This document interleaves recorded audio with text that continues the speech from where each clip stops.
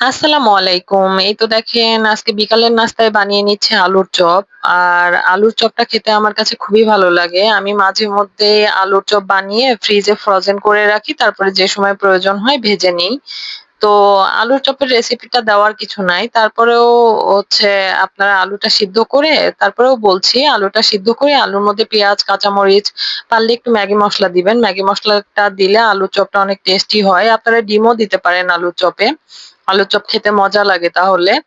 আর এই বেসনের গোলাটা করাটা খুব ইম্পর্টেন্ট। বেসনের গোলাটা অবশ্যই একটু সময় ধরে বানিয়ে রাখবেন। মানে ০.৫ ঘন্টা কি ১ ঘন্টা আগে বানিয়ে রাখবেন। আর একটু ভালো করে ফেটে নিবেন। তাহলে বেসনের গোলাটা অনেক ভালো হবে। আর আলুর চপটা অনেক ফ্লাফি হবে। খেতেও মজা লাগবে। আর এই তো দেখেন আমি একটা, একটা করে আলুর চপ চুলায় দিয়ে দিয়েছি। আর এগুলো একটা, একটা করে উল্টিয়ে পাল্টিয়ে নিচ্ছি।